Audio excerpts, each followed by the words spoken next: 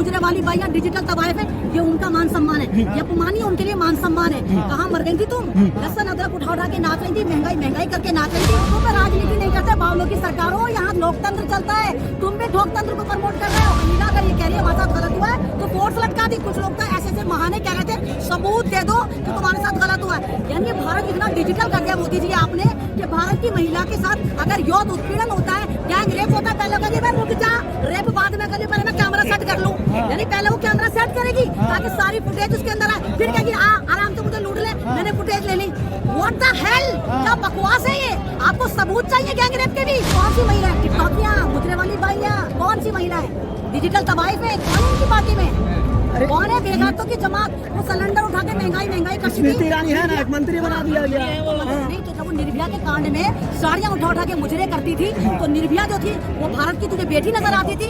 इनको पता है कि यहाँ पर हिंदू मुस्लिम सब आ गए। हमें पता है कि शाहीन बाग को टारगेट करा जा रहा था, हमें पता है शाहीन बाग को क्या क्या बोला जा रहा था, लेकिन शाहीन बाग की जो लड़ाई थी वो हमारे अस्तित्व की लड़ाई थी। और यहाँ जो लड़ाई है, यहाँ हमारे वकार की, हमारी इज्जत की, हमारे पल्ले की, हमारे दुपट्टे की लड़ाई है। इनका दिमाग भी लगा है, यही सोच रहे कि सत्ता हमारी, पुलिस हमारी, एडमिनिस्ट्रेशन हमारा, मीडिया हमारा, हम कुछ भी ताता तैया करके इनको कुछ भी कर देंगे। मुझे ना तो मनीषा वाल्मीकि भारत की बेटी नजर आती, ना तुम्हें पहलवान भारत की बेटी नजर आती, ना राबिया सैफी तुम्हें नजर आई, गजराना वाला केस हो ना। तो भारत की हर महिला की इज्जत एक समान है, चाहे वो राबिया सैफी हो, चाहे वो बिल्किस बानो हो, चाहे मनीषा वाल्मीकि हो, चाहे ये मेरी महिला हो, क्योंकि इज्जत सबकी एक हो। जाहिर सी बात है, बलात्कारियों की भी एक लंबी फहरिस्त है, सारे बलात्कारी उसके साथ ही खड़े होंगे। बलात्कारी एक तो है नहीं। और आपको पता है भारतीय जनता पार्टी में 45% लोग बलात्कारी हैं, तो सारे 45% उसके साथ खड़े होंगे। तो वो उन्हीं को दिखा रहा है कि मैं शक्ति प्रदर्शन करूंगा। अरे भैया, अगर तू वाकई मानव की औलाद है, जो कि मुझे नहीं लगता है, तेरे कोठी के बाहर ये बैठी है, जा इनसे माफी मांग ले।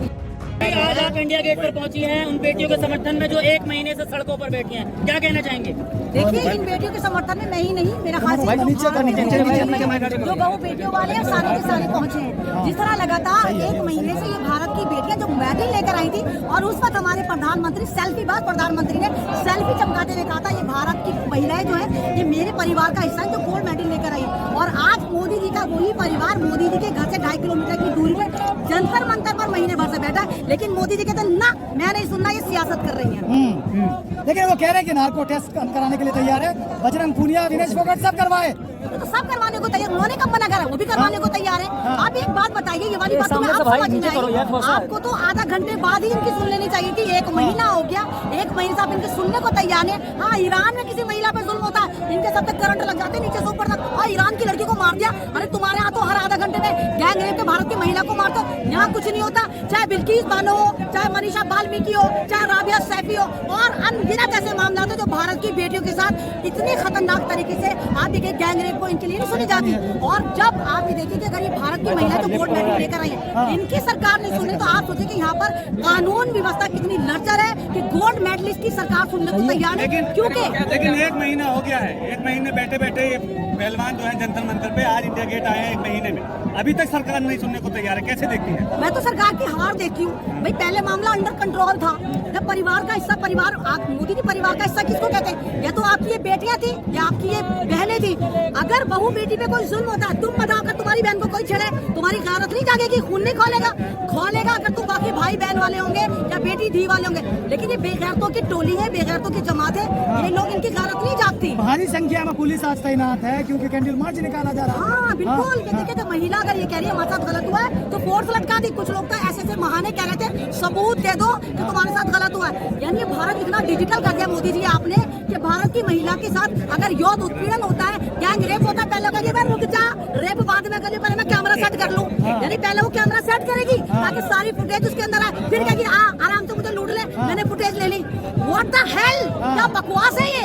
आपको सबूत चाहिए गैंग रेप के भी? कह रहे हैं कि शाहीन बाग के लोगों का कब्जा हो गया आंदोलन पर। नहीं, वो तो कहेंगे ना, वो तो कहेंगे, क्योंकि इनको पता है कि यहाँ पर हिंदू मुस्लिम सब आ गए। हमें पता है कि शाहीन बाग को टारगेट करा जा रहा था, हमें पता है शाहीन बाग को क्या क्या बोला जा रहा था, लेकिन शाहीन बाग की जो लड़ाई थी वो हमारे अस्तित्व अस्तित्व की लड़ाई थी। और यहाँ जो लड़ाई है, यहाँ हमारे वकार की, हमारी इज्जत की, हमारे पल्ले की, हमारे दुपट्टे की लड़ाई है। और हर महिला अपनी आबरू को सेव करती है। इसलिए अगर ये कुश्ती पहलवान किसी भी धर्म की है तो तमाम महिलाएं इनके सामने आई, क्योंकि सबको पता है कि औरत के पास इज्जत आबरू होती है और तमाम की तमाम अपनी इज्जत आबरू को सेव करने इन महिलाओं को समर्थन दे रही है। 2012 में भी इस तरह के एक आंदोलन यहाँ पे देखने को मिला था, सरकार हिल गई थी। इस आंदोलन का असर पड़ेगा आपको लग रहा है? सरकार तो पहले ही ली हुई 1 महीने से, लेकिन का दिमाग भी हिला हुआ है। यही सोच रहे कि सत्ता हमारी, पुलिस हमारी, एडमिनिस्ट्रेशन हमारा, मीडिया हमारा, हम कुछ भी ताकतैया करके इनको कुछ भी कर देंगे। लेकिन 1 महीने से पूरी दुनिया देख रही है, दुनिया के बड़े बड़े पोर्टल पे लिखा जा रहा है कि हिंदुस्तान की रेसलर महिलाओं के साथ सरकार के एक मंत्री द्वारा यौन उत्पीड़न करा गया। और सरकार कह रही है कि हम ना सुनना क्या, क्योंकि तुम पॉलिटिक्स कर रहे हो। तो दुनिया में बदनामी हो चुकी, भारत के झंडे लग चुके कि भारत में महिलाओं के साथ। आप उन्हें महिला विरोधी बता रहे, वो कह रहे कि हमारी सरकार में महिलाएं सशक्त हो रही हैं। कौन सी महिला है? टिकटॉकिया, मुजरे वाली बाइया, कौन सी महिला है? डिजिटल तवाइफ है? कौन है इनकी पार्टी में? कौन है? बेगैरतों की जमात, वो सिलेंडर उठा के महंगाई करती थी। स्मृति ईरानी है ना, एक मंत्री बना दिया गया। नहीं तो जब वो निर्भया के कांड में साड़ियां उठा के मुजरे करती थी, तो निर्भया जो थी वो भारत की तुझे बेटी नजर आती थी। तुझे ना तो मनीषा बाल्मीकि भारत की बेटी नजर आती, ना तुम्हें पहलवान भारत की बेटी नजर आती, ना राबिया सैफी तुम्हें नजर आई। गजराना वाला केस हो ना, तो भारत की हर महिला की इज्जत एक समान है, चाहे वो राबिया सैफी हो, चाहे वो बिल्किस बानो हो, चाहे मनीषा बाल्मीकि हो, चाहे मेरी महिलाएं हो, क्योंकि इज्जत सबकी एक होती है। महिलाएं सबकी आपस में, हमारी या तो बहनें होती हैं, हमारी बेटियां होती हैं, या हमारी बीवियां होती हैं, तो महिलाओं का सम्मान नहीं कर सकते। और जिन महिलाओं को तुमने उठा के मंत्रालय दे दिए, आज वो गुफाओं में ताता थैया कर रही हैं। कहाँ है वो महिलाएं? अपमान कर रहे हैं महिला के। किसका अपमान कर रहे हैं? भारतीय जनता पार्टी में जो टिकटॉक या मुजरे वाली बाइया डिजिटल तवाइफ है, ये उनका मान सम्मान है, ये अपमान ही उनके लिए मान सम्मान है। कहाँ मर गई थी तुम? लहसुन अदरक उठा के नाच रही थी, महंगाई करके नाच रही थी, निर्भया करके नाच रही थी। जहाँ पर तुम्हें आकर नाचना चाहिए वहाँ तुम्हारे घुंघरू टूट गए। अपनी तुमसे डांस होता, घुंघरू टूट गए। या तुम जो खुद पूरी एक कहोगे गैस प्लांट बन गई हो, अब सिलेंडर तुमसे नहीं उठता क्योंकि तुम खुद ही गैस प्लांट बन गई हो पूरा का पूरा। ये अपमान है, आप भी अपमान कर रहे हैं महिलाओं का। अपमान नहीं है, ये अपमान नहीं है। जब किसी का दिल दुखता है ना, ऐसे वर्ड निकलते हैं। 1 महीने से लड़कियां बैठी हुई है और कह रही है हमारी सुनो, तो आप कह रहे हैं कि पॉलिटिक्स कर रही है। अब इन्हें पॉलिटिक्स करनी होती तो हरियाणा में करेंगी। ये हरियाणा की बेटियां, दिल्ली की बेटियां नहीं है।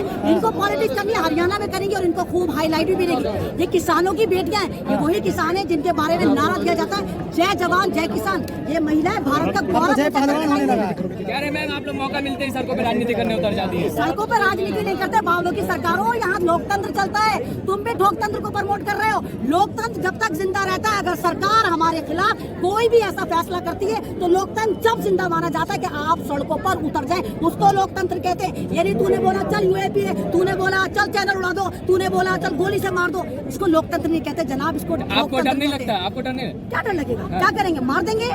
हम तो मरने के लिए तैयार हैं, हम तो एक जन्म वाले, हमें कल भी मरना है, आज ही मरेंगे, लेकिन अपनी मौत को यादगार बनाकर जाएंगे। ब्रजभूषण ये कह रहे हैं इस भीड़ को दिखाकर ज्यादा खुश मत हो, बहुत सारे लोग मेरे साथ खड़े, कई लाख लोग इकट्ठे हो जाहिर सी जाएंगे। बात है, बलात्कारियों की भी एक लंबी फहरिस्त है। सारे बलात्कारी उसके साथ ही खड़े होंगे, बलात्कारी एक तो है नहीं। और आपको पता है भारतीय जनता पार्टी में 45% लोग बलात्कारी हैं, तो सारे 45% उसके साथ खड़े होंगे।